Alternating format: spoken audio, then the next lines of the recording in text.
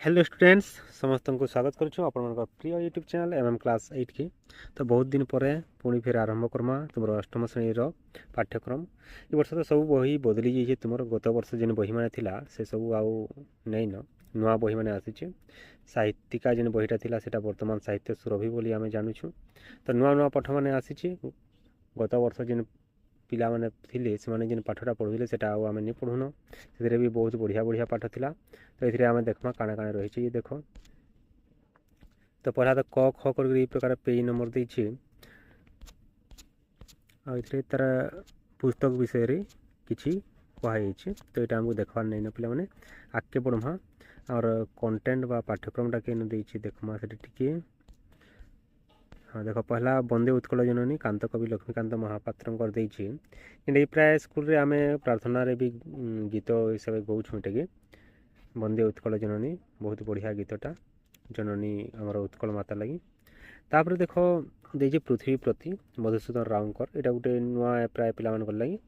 तो ये विषय टी आम देखमा किंतु ये पहला पाठ नहीं से आम पे पहला पाठटा आगे रोचे से आड़ू देखी आसू तापर आम ये पाठ निके आलोचना करमा। तो सिलेबस और पाठ्यक्रम समीक्षा कोर कमिटी किए रही से कमिटी ना आउ एड्रेसटा देछि। तापर वंदे मातरम देछि बंकिम चंद्र चट्टोपाध्याय लेखा। तापर आसला आमर सूचीपत्रटा। तो ये सूचीपत्र रही पे आस उत्कलीय जो देश में गंगा बही विहंग विप्लव पांच बंधु यहाँ आमर अष्टम श्रेणी पाठ मान है।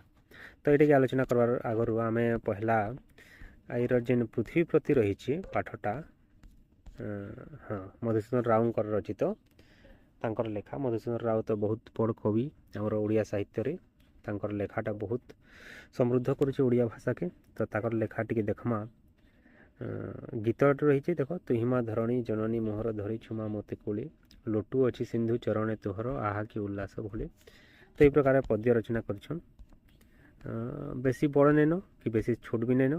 तो देखमा आवृत्ति करवार पड़ा पे साहित्य जेहेतु पढ़ुँ आवृत्ति तो मोर द्वारा से नहीं हुए तथापि मुझे चेष्टा करुचे तुम्हें मैंने गीत गावार चेष्टा करब है। आउ शब्दार्थ तार इहादे वर्तमान मुझे कहमी से हिसाब से तुम्हें बुझ आम लिखा पढ़ा लिखवाटा बेसी नहीं करो ना बुझमा टी खाली। तुहिमा धरणी जननी मोहर धरी छुमा मते कोले लोटू अच्छी सिंधु चरणे तोहर आहा कि उल्लास भोले। तो यार पहला पदर रचना कले पे देख तुहिमा धरणी धरणी अर्थ कहीं कहे पे पृथ्वी माता के आम धरणी बोली कहसू पृथ्वीर गोटे प्रतिशब्द है धरणी। तो धरणी बा पृथ्वी माता के संबोधन कर कहन जे तुहिमा धरणी जननी मोहर हे पृथ्वी माता तुई मोर माँ आउ धरी छुमा मते कोले माँ जनता निजर पुत्र के निजर कूल धर रखी सेन्ता पृथ्वी सबू जीवजंतु के तार कूल धरिक रखीचे। अर्थात पृथ्वी हूँ धरणी हूँ सबू जीवजंतुर मनीष समेत समस्त जीवजंतुर माँ। तो मधुसूदन राव कहले जे हे पृथ्वी तुई मते माँ भलिया निजर कूल धरिक रखीचु तुई मोर जननी सांगे समान लोटू अच्छी सिंधु चरणे तोहर आहा कि उल्लास भूले। अर्थात तोर चरण चरण अर्थात पादरे तोर पादरे लोटू अच्छी सिंधु सिंधु माने समुद्र। देख पृथ्वीर 4 भाग रु 3 भाग पिला माने माने समुद्र है जल भाग द्वारा व्यापीचे सेटा। तो सेटा तार चरण लोटू अच्छी अर्थात लहड़ा मारी मारी सबले अनवरत भाव रही। तो सेटा के से वर्णना करछन जे उल्लास भोले अर्थात आनंदमय भाव आनंदित होकर से सिंधुटा तोर चरण लोटू अच्छे। आके पद रचना कले रहीछु अनाई अनंत गगने आनंद रे अनुक्षण से महागगन महा आनंद रे निरीखित आनन। तो से कहले जे तु अनाई रहीचु कहा के अनाई रहीचु अनंत गगन गगन अर्थात आकाश। तो अनंत आकाश को आकाश के आकाशटा सीमाहीन है पे अनंत अर्थात जार सीमा नैन जेनटा सीमाहीन है आकाश केन सरी केन आरंभ होती किसी ठिकाना नैन ना। तो से कहले जे तुई अनंत आकाश के अनाई कर रहीचु केनता हिसाब ଆନନ୍ଦରେ ଆନନ୍ଦମୟ ଭାବରେ ଆନନ୍ଦ ମୁଖରେ ତୁଇ ଅନୁକ୍ଷଣ ଅର୍ଥାତ୍ ପ୍ରତିକ୍ଷଣ ପ୍ରତି ମୁହୂର୍ତ୍ତରେ ତୁଇ ସେ ଆକାଶକେ ଅନେଇ ରହିଛୁ। ସେ ମହା ଗଗନ ଯେନ୍ ଗଗନକେ ତୁଇ ଅନେଇକରି ରହିଛୁ ସେ ଗଗନ ମହା ଆନନ୍ଦରେ ସେ ବି ତୋତେ ତୋର ମୁଖକେ ନିରେଖୁଛେ ବା ଆନନ ଅର୍ଥ ପିଲାମାନେ ଆନନ ଅର୍ଥ ମୁଖମଣ୍ଡଳ ତ ତୁଇ ବି ତାହାକେ ଦେଖୁଛୁ ଆଉ ସେ ବି ତାହାକେ ଦେଖୁଛେ। ତ ଏନେ ବର୍ଣ୍ଣନା କରିଛନ୍ ଆକାଶ ଆଉ ପୃଥିବୀ ଭିତରେ ଯେନ୍ ପ୍ରେମ ସମ୍ପର୍କଟା ରହିଛେ ସେଟାକେ ସେ ପଦ୍ୟ ରୂପରେ ବର୍ଣ୍ଣନା କରିଛନ୍ ହେଲା। ପୃଥିବୀ ଦେଖୁଛେ ଆକାଶକେ ଆଉ ଆକାଶ ଦେଖୁଛେ ପୃଥିବୀକେ। ବିମଳ ପ୍ରଭାତେ ପୁଣ୍ୟ ସାୟଂ କାଳେ ଦିବାନିଶି ଅବିରଳ ତୋଷିରେ ଗଗନ ଢାଳେ ଶୁଭ୍ରାଲୋକ ଅବା ଛାୟା ସୁଶୀତଳ। 3 ନମ୍ବର ପଦରେ ଲେଖିଲେ ବିମଳ ପ୍ରଭାତ। ବିମଳ ମାନେ ସୁନ୍ଦର ପ୍ରଭାତଟା ବହୁତ ସୁନ୍ଦର ସମୟ ପିଲାମାନେ। ଯେତେବେଳେ ସୂର୍ଯ୍ୟ ଉଦୟ ହେଉଛି ବିହଙ୍ଗ ମାନେ କଳ କଳ ରଡ଼ି ଛାଡ଼ିକରି ଗୋଟେ ସୁନ୍ଦର ଶୋଭାମୟ ପ୍ରକୃତିର ଦୃଶ୍ୟ ଆମର ଉପରେ ଉପସ୍ଥାପନ କରସନ୍। ତ ସେ ସମୟକେ ସେ ବର୍ଣ୍ଣନା କରିଛନ୍ତି ବିମଳ ପ୍ରଭାତ ବୋଲିକରି। ପୁଣ୍ୟ ସାୟଂ କାଳେ ସନ୍ଧ୍ୟା ସମୟକେ ସେ ପୁଣ୍ୟ ସମୟ ବୋଲିକରି ବର୍ଣ୍ଣନା କରିଛନ୍ କବି ମଧୁସୂଦନ ରାଓ। ଦିବା ନିଶି ଅବିରଳ, ଦିବା ଅର୍ଥ ଦିନ, ନିଶି ଅର୍ଥ ରାତି, ଅବିରଳ ମାନେ ଅହରହ ଭାବରେ। ତ ବିମଳ ପ୍ରଭାତରେ ପୁଣ୍ୟ ସାୟଂ କାଳରେ ଆଉ ଦିନ ରାତି ସବୁବେଳେ ତୋଷିରେ ଗଗନ, ଶିର ଅର୍ଥାତ୍ ମୁଣ୍ଡ, ଗଗନ ଅର୍ଥାତ୍ ତ ଆମେ ଦେଖିଲା ଗଗନ ବେଲେ ଆକାଶ, ଢାଲେ ଶୁଭ୍ରାଲୋକ ମାନେ ଧଳା ଆଲୋକ। ତ କାଣା ହେସି ଦେଖ ପିଲାମାନେ ଦିନ ରାତି ଅହରହ ସବୁବେଳେ କାଣା ହେଉଛି ଗଗନଟା ତୋର ମୁଣ୍ଡରେ ଶୁଭ୍ର ଆଲୋକ ଅର୍ଥାତ୍ ଧଳା ଆଲୋକ ଢାଲୁଛି କିମ୍ବା ସୁଶୀତଳ ଛାୟା ଢାଲୁଛି। ଯେନ୍ଟା ହଉ ତ ଆସବ ନା ପିଲାମାନେ ଧଳା ଆଲୋକ ପଡ଼ବା କେତେବେଳେ ଆଲୋକ ପଡ଼ବା କେତେବେଳେ ଛାଇ ପଡ଼ବା ହେଲା। ଦିନ ବେଲା ଆଲୋକ ପଡ଼ୁଛି ରାତି ବେଲା ଛାଇ ପଡ଼ୁଛି କିନ୍ତୁ କାହାର ମାଧ୍ୟମରେ ସେସବୁ ହେଉଛି ଆକାଶର ମାଧ୍ୟମରେ ହେଉଛି ନା ଗଗନର ମାଧ୍ୟମରେ ହେଉଛି।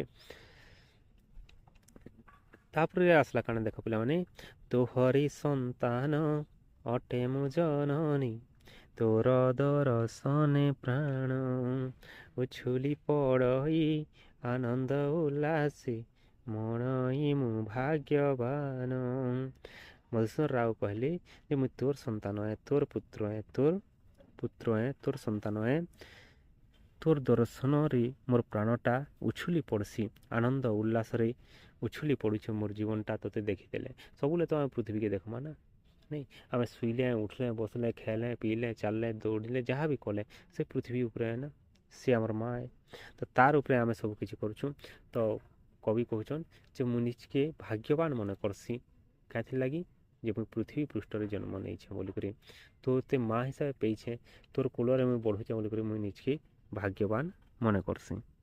ତାପରେ ଲେଖିଲେ ପିଲାମାନେ ଦେଖ ସୁଧାଧାରା ସମ ସରିତର ସ୍ରୋତ ବହୁ ଅଛି ତୋ ବକ୍ଷରେ ସେ ଅମୃତ ପାନ ସ୍ଥାବର ଜଙ୍ଗମ କରୁଛନ୍ତି କି ସୁଖରେ। ମଧୁସୂଦନ ରାଓ ଲେଖିଲେ କାଣା ଯେ ସରିତର ସ୍ରୋତ, ସରିତ ମାନେ କାଣା ପିଲାମାନେ ନଦୀର ସ୍ରୋତର ନଦୀରେ କାଣା ବହେସି ପିଲାମାନେ ଜଳ ତ ବହେବା ପାଣି ବହେବା ନା। ତ ସେଇ ପାଣିଟା ସୁଧାଧାରା ସାଙ୍ଗେ ତୁଳନା କରିଛନ୍। ସୁଧା ମାନେ ଅମୃତ, ସୁଧାର ଅର୍ଥ କାଣା ପିଲାମାନେ ଅମୃତ ହେଲା। ଅମୃତ ବେଲେ କାଣା ଯେନ୍ଟା ପିଇଲେ ନି ମରୁ ଆମେ ଅମର ହେଇଯିମା, କିନ୍ତୁ ପେନ୍କେ ପିଇଲେ ତ ଅମର ହେଇନି ପାରୁ କିନ୍ତୁ ଆମର ଜୀବନକେ ଯେହେତୁ ବଞ୍ଚେଇ ରଖୁଛି ଜଳଟା ସେଥିର୍ଲାଗି ତାହାକେ ସୁଧାଧାରା ବୋଲି ସାଙ୍ଗେ ତୁଳନା କରାହେଇଛି। ତ ତୋର ବକ୍ଷରେ ଅର୍ଥାତ୍ ତୋର ଛାତିରେ ଅନେକ ନଦୀ ରହିଛି ଆଉ ସେ ନଦୀରେ ଜଳ ଲୋକଙ୍କର ତାର ସାଙ୍ଗେ ଅନେକ ପ୍ରାଣୀମାନଙ୍କର ତୃଷ୍ଣା ମେଣ୍ଟାବାର୍ ଲାଗି ଅନବରତ ଭାବେ ବହୁଛି। ଅନବରତ ବେଲେ ସବୁ ନଦୀରେ ତ ସବୁ ଲେନି ବହେ ପିଲାମାନେ ଅଧା ନଦୀରେ ପ୍ରତିଦିନ ଜଳ ରହିସି, ଅଧା ନଦୀରେ ଜଳଟା ସବୁଦିନ ରହେ ସେଟା ଅଣ୍ଟି ଯାଇସି ଶେଷ ହେଇଯାଇସି। କିନ୍ତୁ ଯେତେ ଦିନ ଯାକ ବି ସେ ରହିଥିବା ସେ କାଣା କର୍ସି ଜୀବଜନ୍ତୁମାନଙ୍କର ଅମୃତ ହିସାବେ ଜୀବଜନ୍ତୁମାନଙ୍କର ଜୀବନ ହିସାବେ ସେ ରହିଥିସି। ଆଉ ସେ ଅମୃତକେ ପାନ କରିକିରି ସ୍ଥାବର ମାନେ ଆଉ ଜଙ୍ଗମ ମାନେ ଜୀବଜନ୍ତୁମାନଙ୍କୁ ବୁଝାଉଛି ପିଲାମାନେ। ସ୍ଥାବର ବେଲେ ଯେନ୍ଟାକି ଗୋଟେ ଜାଗାରେ ରହିଥିସନ୍ ଅର୍ଥାତ୍ ଆମର ଯେନ୍ ବୃକ୍ଷଲତା ରହିଛନ୍ ସେମାନଙ୍କୁ ଆମେ ସ୍ଥାବର ହିସାବେ ନେଇପାର୍ମା ଆଉ ଅସ୍ଥାବର ବା ଜଙ୍ଗମ ହିସାବେ ଯେମାନେ ଚଳପ୍ରଚଳ କରୁଛନ୍ ଆମେ ମାନେ ଯେନ୍ଟା ରହୁଛୁଁ ପ୍ରାଣୀମାନେ ସେଟା ହେଲେ ଜଙ୍ଗମ। ତ ବୃକ୍ଷଲତା ତାର ସାଙ୍ଗେ ପ୍ରାଣୀ ସଭେ ସୁଖରେ ଭ୍ରମଣ କରୁଛନ୍, ସୁଖରେ ସେ ଅମୃତକେ ପାନ କରିକରି ତୋର ବକ୍ଷରେ, ତୋର ଛାତିରେ, ତୋର କୋଳରେ ବଢ଼ୁଛନ୍ ହେଲା। ନର ପଶୁ ପକ୍ଷୀ କୀଟ ତରୁଲତା କାମଧେନୁ ତୁ ସବୁରି ତୋହରି ପ୍ରସାଦେ ସକଳ କାମନା ଯାଉଅଛି ମାଗ ପୁରୀ।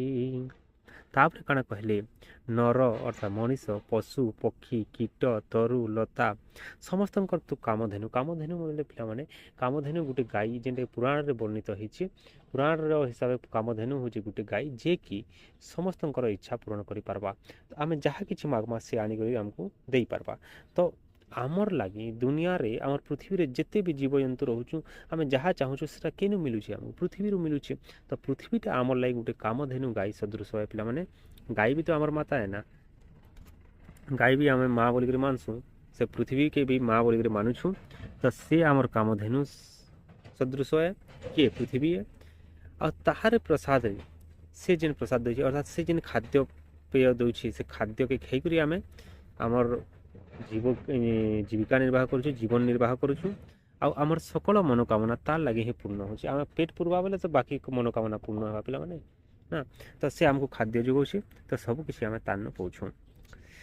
ତାପରେ ଲେଖିଲେ, ସ୍ନେହେ ରୋମାଞ୍ଚିତ ଦୁର୍ବାଦଳମୟ ତୋ ଶ୍ୟାମଳ ଅଙ୍କସ୍ଥଳ ସେ କୋମଳ କୋଳ ଦେଖିଲେ ନୟନେ ହୃଦ ହୁଏ ସୁଶୀତଳ। ତାପରେ ସେ ବର୍ଣ୍ଣନା କଲେ ଯେ ତୋର ଶ୍ୟାମଳ ଅଙ୍କସ୍ଥଳ, ଶ୍ୟାମଳ ମାନେ ସବୁଜ, ସବୁଜ ସୁନ୍ଦର, ଅଙ୍କସ୍ଥଳ ମାନେ ଅଙ୍କ ଅର୍ଥ ଶରୀର କେନ ବୁଝ ହେଉଛି ପିଲାମାନେ। ତ ପୃଥିବୀର ଯେନ୍ ଶରୀରଟା ରହିଛି ସେଟା ଶ୍ୟାମଳ ବର୍ଣ୍ଣ, ସବୁଜ ଘାସ ସବୁଆଡ଼େ ଆଚ୍ଛାଦିତ ହେଇଛି।